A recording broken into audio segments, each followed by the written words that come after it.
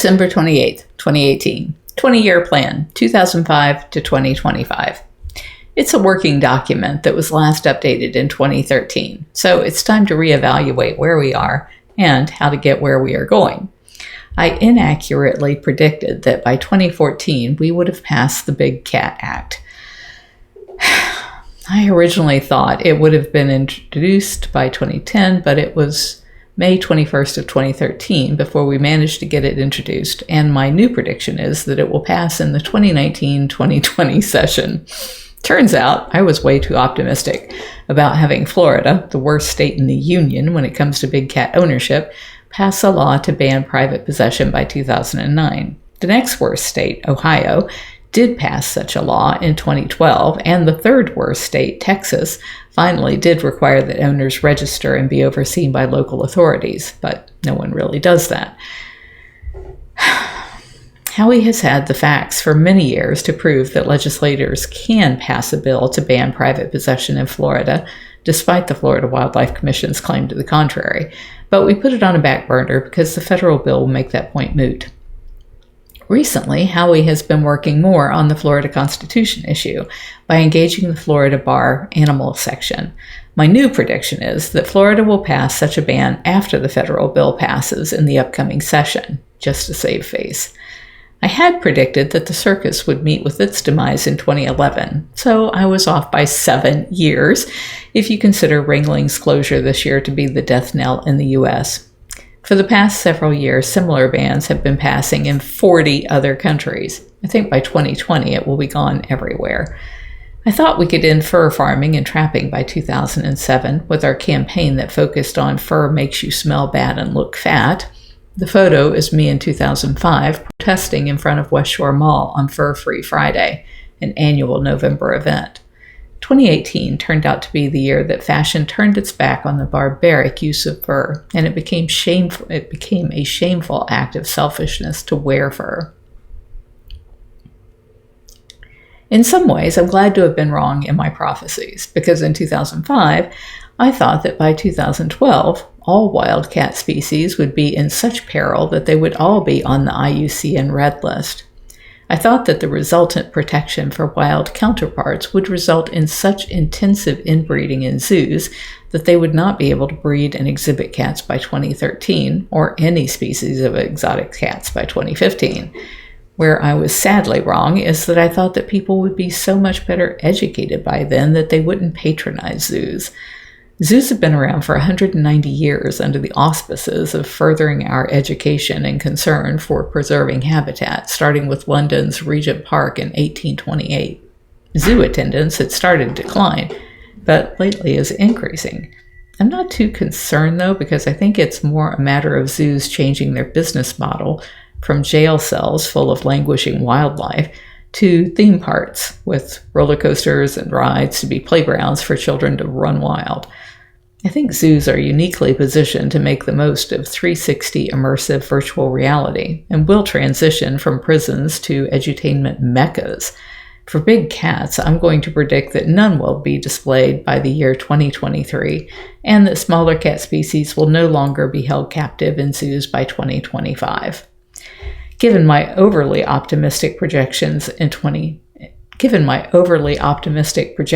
2005, where I thought exotic cats would no longer be held in private possession, zoos, or circuses by 2015, I had reasoned that all of them in cages would have died out by 2025. Now I have to push that back a bit, so here is my updated timeline. 2020. Ban on private ownership results in most captive cats going into sanctuaries, where they will die out by 2028. Fur farming and fur trapping will end because 2018 saw a massive adoption of a no-fur policy across the most popular designers and brands, with some cities even passing bans. 2003, zoos ditched the last of their big cats to make space for more lucrative experiences on that valuable real estate. Those cats end up in sanctuaries, where most will die out by 2031. Since there are currently about 800 big cats in AZA zoos, and maybe another 1,000 in non-accredited zoos, there are plenty of sanctuaries who can manage the cast-off cats. 2025. Zoos ditch the last of their small cats to make space for more lucrative experiences on that valuable real estate. Those cats end up in sanctuaries where most will die out by 2033. Since small cats are not a big draw in zoos, I believe their numbers to only be about a third of the big cat census. There are very, very few small cats in private possession and plenty of sanctuary space for them. Heck, Big Cat Rescue alone could probably take in all of the currently possessed for the rest of their lives. Hunting wasn't a topic I'd included in the original 20-year plan. Hunters and anglers combined are 3% of the population, and although I couldn't find exact stats, I believe that hunters are only about 1% of our population. Recent reports based on hunting permits indicate that a 1% net loss in hunters as fewer begin hunting and more stop hunting. What will cause those last 3 to 3.5 million, mostly men, from killing for sport?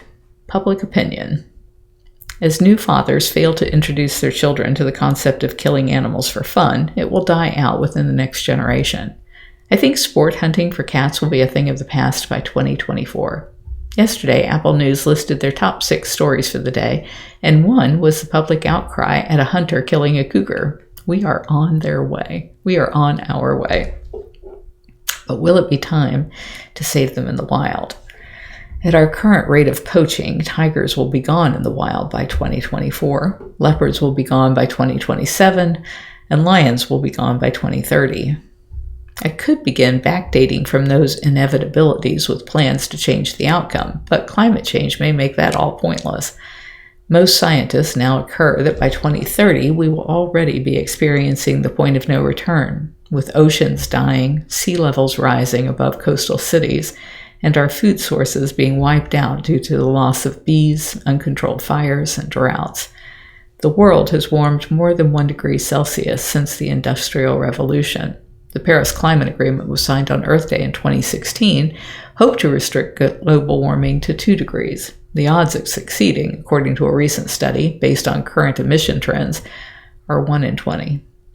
If by some miracle we are able to limit warming to 2 degrees, we will only have to negotiate the extinction of the world's tropical reefs, sea level rise of several meters, and the abandonment of the Persian Gulf. Climate scientist James Hansen has called a 2-degree warming a prescription for long-term disaster. Long-term disaster is now the best-case scenario. 3-degree warming is a prescription for short-term disaster. The loss of most coastal cities, Tampa, 4 degrees. Europe in permanent drought, vast areas of China, India, Bangladesh claimed to be desert, Polynesia swallowed by the sea, the Colorado River thinned to a trickle, the American Southwest largely uninhabitable. The prospect of a 5-degree warming has prompted some of the world's leading climate scientists to warn of the end of human civilization. If human beings really are able to take the long view, to consider seriously the fate of civilizations decades or centuries after our deaths, we would be forced to grapple with the transience of all we know and love in the great sweep of time. So we have trained ourselves, whether culturally or evolutionarily, to obsess over the present, to worry about the medium term, and cast the long term out of our minds as we might spit out a poison. As Jim Hansen said, from a technology and economic standpoint, it is still readily possible to stay under 2 degrees Celsius. We can trust the technology and the economics. It's harder to trust human nature. Keeping the planet to 2 degrees of warming, let alone 1.5 degrees, would require transformative action. It will take more than good works and voluntary commitments. It will take a revolution. But in order to become a revolutionary, you first need to suffer. The Earth is now as warm as it was before the last ice age, 115,000 years ago, when the seas were more than 6 meters higher than they are today. We can't just cut back on emissions and stop the race toward our own extinction. We have to extract more carbon dioxide from the air than we contribute to it. These stats were from the New York Times Interactive 2018 magazine Climate Change Losing Earth. I believe that people will save the tiger when they won't think about saving the planet. The two are intricately interlinked because healthy wild tiger populations can only happen where there is a healthy forest where there are healthy forests and drinkable water. Some people think I have a very limited focus and have misspent my life protecting exotic cats when our planet may soon be uninhabitable.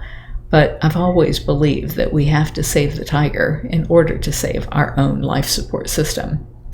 And then I go on for pages here with the 20-year plan as it was back in 2005, but probably somewhere back in my diary in 2005, I already read you what that 2005 plan was. So I'm not going to read it here because I just gave you all of the updates that I made based on my 2018 thinking on this matter. And here I am in 2022 thinking, I think I was optimistic again. I hope not. I hope we can do this in time in order to save the tiger and save ourselves. If you're enjoying my diary, please like, share, and subscribe. You can find other ways to connect to me over at bigcatrescue.org/Carole.Baskin.